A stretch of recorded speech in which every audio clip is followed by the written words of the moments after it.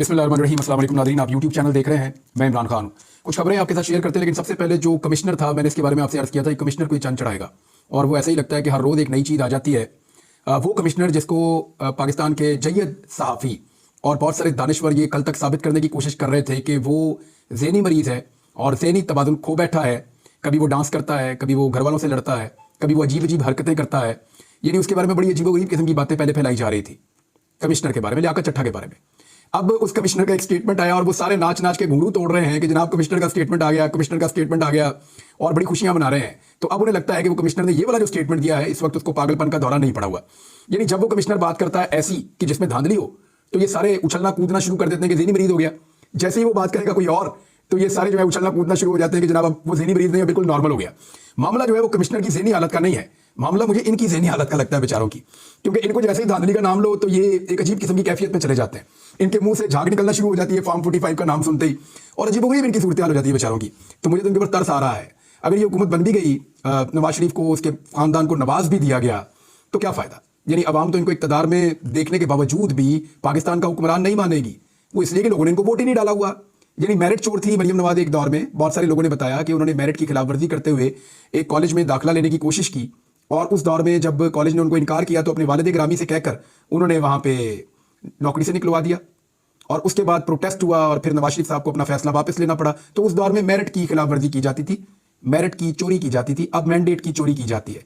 चोरी की एक रवायत जो है वो अब तक कायम है, और कभी मैंडेट चोरी, कभी मेरिट चोरी, और अब देखते हैं कि इसके बाद और क्या चोरी होता है। बहरहाल स्टोरी जो है वो हम बात कर रहे थे कमिश्नर की। मरियम नवाज पे बाद में बात करेंगे। उन्होंने कुछ बड़े मज़ाक़ा के स्टेटमेंट दिए हैं, उनमें से एक आपके सामने आज फिर रखूंगा। साबिक कमिश्नर रावलपिंडी, उन्होंने इंतखाबात में मुबैना धांधली के इल्जामात पर माफ़ी मांग ली। एक स्टेटमेंट उनका 2 सफ़ों का मार्केट में सर्कुलेट कर रहा है। ये वही सहाफ़ी और वही दानिश्वर लेकर आ रहे हैं जो थोड़े दिन पहले कह रहे थे कि ये तो ज़हनी मरीज़ है। और इस वक्त सिर्फ आप ये देख लें स्टेटमेंट सुनने से पहले कि कमिश्नर है कहाँ। देखिए, पहले एक खबर आई थी कि कमिश्नर को शायद गिरफ्तार कर लिया गया है, लियाकत चट्टा को। फिर उसके बाद एक तरदीद भी आई कि लियाकत चट्टा को गिरफ्तार नहीं किया गया। अब लगभग 5 दिन हो गए हैं, मेरी इस्लामाबाद में चंद सहाफ़ियों से बात हुई। मैंने सिद्दीक जान से बात की, साकिब बशीर साहब से बात की, एक दो और दोस्त हैं उनसे बात की। मैंने उनसे पूछा कि मुझे बताएं कि लियाकत चट्टा है किधर। उन्होंने कहा जी नहीं पता कहाँ। ये पुलिस के बाद उन्होंने कहा हमें नहीं पता। अपने घर पे है, उन्होंने कहा जी हमें नहीं पता। सहाफ़ियों ने मुझे ये बताया कि इन्होंने कोशिश की उसको ट्रैक करने की, उसको ट्रेस करने की कि एक्चुअली लियाकत चट्टा अभी है कहाँ, लेकिन किसी को भी नहीं पता कि लियाकत चट्टा कहाँ है। तो एक तो ये बात है कि उनकी फैमिली को पता है या नहीं पता, ये मैं नहीं जानता, लेकिन सहाफ़ियों ने हाथ खड़े किए। उन्होंने कहा हमें नहीं पता कि लियाकत चट्टा कहाँ पे मौजूद है, किसके पास मौजूद है और क्या बात कर रहा है और कहाँ से क्या स्टेटमेंट दे रहा है, हमें इसके बारे में नहीं पता। और इस स्टेटमेंट की सेहत पे बकौल उन सहाफ़ियों के, उन्होंने कहा हमें शक है, वो इसलिए कि ये इंडिपेंडेंटली उसने सामने आकर बात नहीं की, ना ये किसी मजिस्ट्रेट के सामने दी है। जो लीगल स्टेटमेंट होता है वो होता है, यानी इसकी कानूनी हैसियत कोई नहीं है। अगर एक स्टेटमेंट आया है और कहा यह जा रहा है कि जो इलेक्शन कमीशन ने एक कमेटी बनाई थी आला सतही, जिसने ये देखना था कि कमिश्नर के इल्जाम दुरुस्त हैं या गलत हैं, उसने पहले आरओज़ को सुना, फिर करते कराते कमिश्नर का ये स्टेटमेंट सामने आ गया। शायद ये स्टेटमेंट वहां से मंसूब किया जा रहा है, लेकिन इसकी कानूनी हैसियत नहीं है। एक कमेटी है। एक्चुअली जो कानूनी हैसियत होगी वो अगर एक दफा 164 का बयान दे कमिश्नर, अदालत के अंदर जाके मजिस्ट्रेट के सामने दफा 164 का बयान दे, तो उसकी कानूनी हैसियत है। वो भी इस सूरत में कि उस बयान के ऊपर मुतासिरा फरीक को जिरा करने का मौका मिले। जैसा कि आपको याद है, एक स्टेटमेंट दिया था आजम खान ने। आजम खान ने एक स्टेटमेंट दिया इमरान खान के खिलाफ, लेकिन जब जिरा करने का मौका मिला तो उसके बाद आजम खान का आधे से ज्यादा स्टेटमेंट बदल गया था। उसका फायदा इमरान खान साहब को हुआ था। आइंदा जब ये केस चलेगा तो उसमें भी इमरान खान साहब को फायदा होगा। बहरहाल ये कमिश्नर साहब कहाँ है, कहाँ से स्टेटमेंट दे रहे हैं, लेकिन जो स्टेटमेंट है वो मैं आपको बता देता हूं। अब वो ये कह रहे हैं कि पीटीआई रहनुमा के बहकावे में बयान दिया, रहनुमा का नाम नहीं बताया, और पीटीआई के दौरे हुकूमत में उनसे देरीना ताल्लुकात कायम हुए, साबिक कमिश्नर रावलपिंडी ने कहा, और उन्होंने माफी मांग ली। और उन्होंने अपने बयान में कहा कि तमाम जिम्मेदारी कबूल करता हूं और हुकाम के आगे सरेंडर करता हूं। पिंडी डिवीजन में किसी रिटर्निंग अफसर को किसी की हमायत या मुदाखलत का हुक्म नहीं दिया। साबिक कमिश्नर रावलपिंडी ने अपने बयान में कहा कि रिटायरमेंट की वजह से बहुत दबाव में था। 32 साल सरकारी खिदमत अंजाम दी। 13 मार्च 2024 को मैंने रिटायर होना था। उन्होंने कहा कि मेरे तमाम इल्जाम झूठे थे। पीटीआई के एक रहनुमा के बहकावे में आकर बयान दिया। पीटीआई दौरे हुकूमत में इस लीडर के साथ देरीना ताल्लुकात कायम हुए। लीडर का नाम नहीं बताया। 9 मई वाकये के बाद पीटीआई रहनुमा लाहौर में रूपोश और राब्ते में था।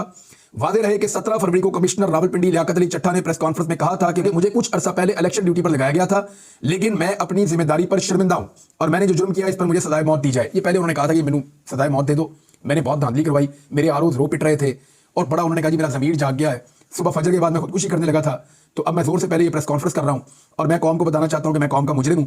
13 सीटों के ऊपर मैंने धांधली करके 70-70 हज़ार वोट मैंने इधर से उधर कर दिए, और जो 70-70 हज़ार की लीड थी उसको मैंने शिकस्त के अंदर बदला, और मैंने बड़ी ज्यादती की है। अब वो ये कहते हैं जनाब कि मैंने ये पीटीआई के एक रहनुमा है, उनसे मेरा राब्ता था, उनके दबाव में आके मैंने ये स्टेटमेंट दिया। अगर पीटीआई के रहनुमा के दबाव में थे तो कमिश्नर साहब को ये 13 सीटें नून लीग के बजाय पीटीआई को जितानी चाहिए थी। मेरा तो एक सादा सा सवाल है, कॉमन सेंस की बात है, मैं कोई इतना रॉकेट साइंस में नहीं जा रहा, मैं तो कॉमन सेंस की बात कर रहा हूं कि अगर कमिश्नर साहब पाकिस्तान तहरीक इंसाफ के रहनुमा के दबाव में थे तो ये अच्छे दबाव में थे कि इन्होंने 13 सीटें पीटीआई को हरवा दी।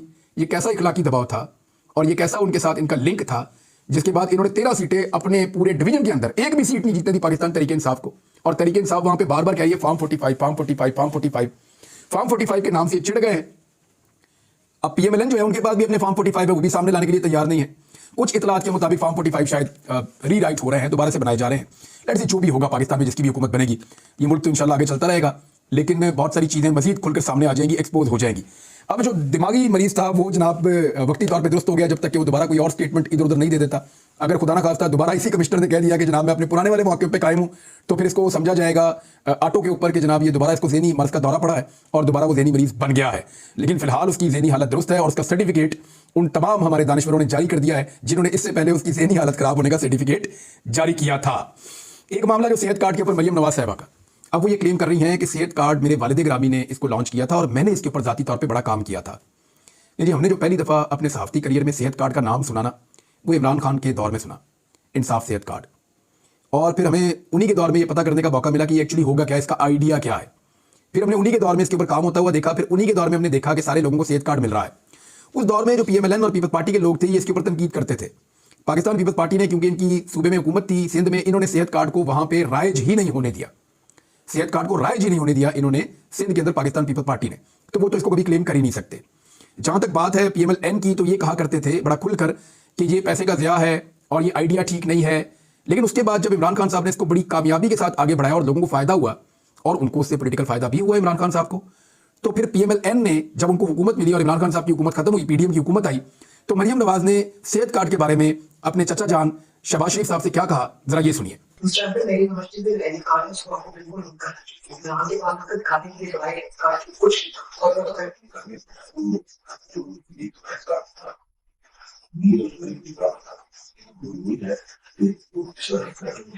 लेकिन हमने ये नहीं किया था, फिर आपको याद है हमने तो उसको $102 नीचे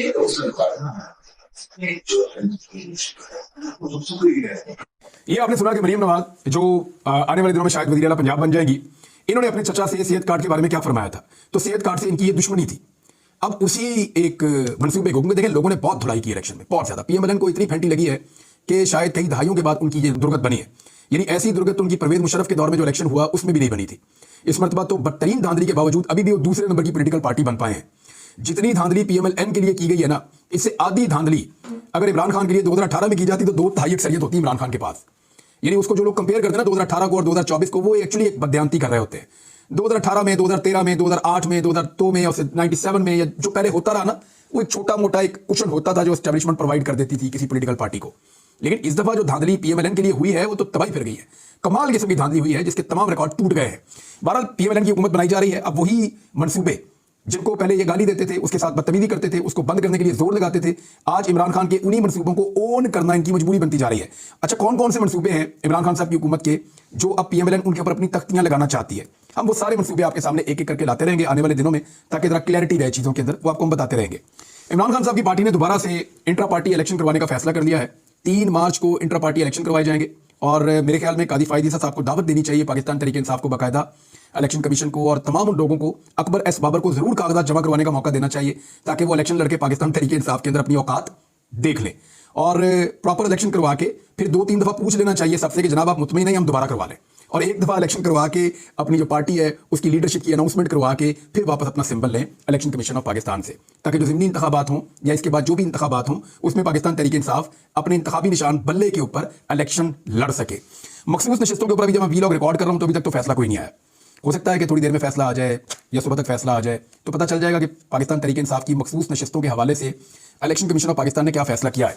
इससे पहले मैंने आपको एक फैक्ट बताया था और वो बड़ा क्लियर फैक्ट मौजूद है, जिसमें मैंने आपसे अर्ज किया था कि इसकी मिसाल मौजूद है। बलूचिस्तान अवामी पार्टी का खैबर पख्तूनख्वा में कोई वजूद नहीं था।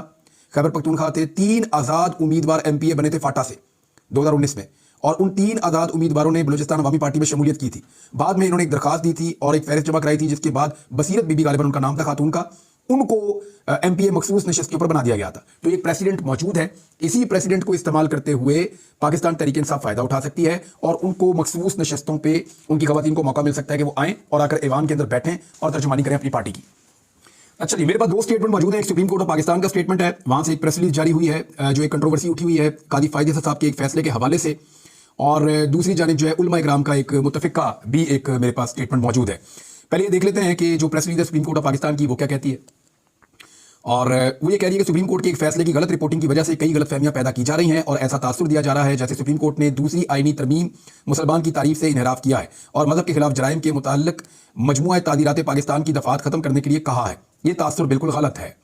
अच्छा, फिर उन्होंने मुकदमे का जिक्र किया कि फलां मुकदमे में सुप्रीम कोर्ट ने यह करार दिया था कि इस मुकदमे की FIR में मज़कूर इल्जामात को जूं का तूं दुरुस्त तस्लीम भी किया जाए तो इन पर इन दफात का इतलाक नहीं होता, बल्कि फौजदारी तरमीमी एक्ट 1932 की दफा 5 का इतलाक होता है, जिसके तहत ममनुआ कुतब की नशर व अशात पर ज्यादा से ज्यादा 6 माह की कैद की सजा दी जा सकती है। चूंकि दरखास्त गुजार मुलजिम पहले ही कैद में 1 साल से ज्यादा का अरसा गुजार चुका था, इसलिए इस्लामी अहकाम, आईनी दफात और कानून व इंसाफ के तकाजों को मलहूज रखते हुए सुप्रीम कोर्ट ने दरखास्त गुजार मुलजिम की जमानत पर रिहाई का हुक्म दिया है। अफसोस की बात यह है कि ऐसे मुकदमात में जज्बात मुश्तइल हो जाते हैं और इस्लामी अहकाम भुला दिए जाते हैं। फैसले में कुरान मजीद की आयात इसी सियाको सबाक में दी गई हैं। फैसले में गैर मुस्लिमों की मजहबी आज़ादी के मुताल्लिक इस्लामी जमहूरिया पाकिस्तान के आइन की जो दफात नकल की गई हैं, इनमें वादे तौर पर यह कैद मौजूद है कि यह हुकूक, कानून, अमन अमा और इखलाक के ताबे ही दस्तयाब होंगे। आइन की दफा 20 का तर्जुमा यहां पेश किया जाता है, कानून, अमन अमा और इखलाक के ताबे। हर शहरी को अपने मजहब की पैरवी करने और इस पर अमल करने और इसे बयान करने का हक होगा। और बी जो है वो ये कहता है कि हर मजहबी गिरोह और इसके हर फिरके को अपने मजहबी इदारे कायम करने, इनकी देखभाल और इनके इंतजाम का हक होगा। इसी नौयत के एक मुकदमे में सुप्रीम कोर्ट का 5 रुकनी बेंच इस मौजू पर पहले ही तफसीली फैसला दे चुका है। अच्छा, ज़हीरुद्दीन बनाम रियासत 1993 का इसमें हवाला दिया गया है, जिससे मौजूदा फैसले में कोई इनहराफ नहीं किया गया। ये तफसीली सारी बात करते हुए तो सुप्रीम कोर्ट ऑफ पाकिस्तान ने कहा कि ये कन्फ्यूजन फैलाया जा रहा है, या उन्होंने कहा कि इसको मिस रिपोर्ट किया गया है। और इसमें वो कह रहे हैं कि अहले इल्म की जिम्मेदारी है कि इस सारे मामले को जो है वो इसमें कोई गलती हुई है तो इसकी तस्हीह करें, और इसके लिए आईनी और कानूनी रास्ते मौजूद हैं। Chief justice of supreme court ने किसी को नजरसानी रिव्यू से ना पहले रोका और ना अब रोकेंगे। मेरे ख्याल में हर बीस का ये मामला जो है वो जाना चाहिए रिव्यू के अंदर, क्योंकि उलमा इकराम का इस पर मौक़िफ़ थोड़ा सा मुख्तलिफ है। उलमा इकराम क्या कह रहे हैं, ये मेरे पास एक बड़ी डिटेल उनकी भी एक स्टेटमेंट है, और इसमें 500 मुफ्तियान इकराम हैं, उनका शरई इलामिया है जो मैं आपके सामने रख रहा हूँ। उसमें ज़्यादा मैं डिटेल में नहीं जाता, मजहबी मामला है, लेकिन मैं ये बताता हूँ कि कादी फायद ईसा और मुसर्रत हिलाली का फैसला कुरान और हदीस और आईने पाकिस्तान के खिलाफ है, इसे मुस्तरद करते हैं। ये तंजीमात अहले सुन्नत से वाबस्ता 500 मुफ्तियान इकराम का शरई एलामिया है। और इसके बाद उन्होंने कुरान पाक का हवाला भी बीच में लिखा है, और बहुत सारे उलमा इकराम के और मुफ्तियान के इसके अंदर नाम भी लिखे हैं। तो ये बड़ा डिटेल किस्म का एक उनका स्टेटमेंट आया, एक एलामिया आया उलमा इकराम की जानिब से। दीगर उलमा इकराम भी इस पर बात कर रहे हैं। देखिए, इससे पहले जो मजहब कार्ड है ना, वो बड़ा खौफनाक तरीके से 2022 में PMLN ने और कुछ और लोगों ने इस्तेमाल किया था इमरान खान के खिलाफ। आपको याद होगा, जब एक मजहब कार्ड इस्तेमाल करके उनकी जान को खतरे में डाल दिया गया था और उन पर गोलियां तक चल गई थी। आपको अच्छी तरह याद होगा, उस दौर में भी मैंने इसकी मुखालफत की थी। मैं आज भी इसकी मुखालफत करता हूं। देखिए, जब इमरान खान के खिलाफ मजहब कार्ड इस्तेमाल किया जा रहा था तो उलमा इकराम ने उसको सपोर्ट नहीं किया था। पाकिस्तान के उलमा इकराम ने या मुफ्तियान इकराम ने उस वक्त इमरान खान के खिलाफ जो एक प्रोपेगेंडा जारी था उसके ऊपर गो के उन्होंने बात ना की हो, लेकिन इसको सपोर्ट नहीं किया था क्योंकि वो एक झूठा प्रोपेगेंडा था, तौहीद मजहब का इमरान खान के खिलाफ बनाया जा रहा था। इसी तरह आज भी मैं सपोर्ट नहीं करूंगा किसी ऐसी चीज को जिससे किसी की जान को खतरे में डाल दिया जाए। मेरे ख्याल में पाकिस्तान के पास बेहतरीन फोरम मौजूद है, इस्लामी नजरियाती कौंसिल का, उलमा इकराम मौजूद है, और रिव्यू की एक ऑप्शन मौजूद है। सुप्रीम कोर्ट ऑफ पाकिस्तान के अंदर अभी पंजाब हुकूमत ने फैसला किया कि अगर तुम्हें कुछ भी ना होता तो पंजाब हुकूमत ये फैसला ना करती। पंजाब हुकूमत ने भी फैसला किया कि रिव्यू में जाएंगे, तो पंजाब हुकूमत जब रिव्यू में जाएगी तो उलमा इकराम को, सबको, कादी साहब को चाहिए बुलाएं और बुलाकर उनकी राय सुने। हो सकता है वो एक जज है, लेकिन उनका दीन के मामले में नॉलेज उलमा इकराम से नाकिस हो सकता है, तो इस्लामी नजरियाती कौंसिल से रहनुमाई भी ली जा सकती है। तो इस मसले को जितनी जल्दी हल करें उतना बेहतर है। पाकिस्तान में पहले ही बहुत सारे मसाइल हैं और ये एक मजहबी और हसास नौयत का मामला है। अब तक के लिए इतना ही। अपना ख्याल रखिएगा, अपने चैनल का भी। अल्लाह हाफ़िज़।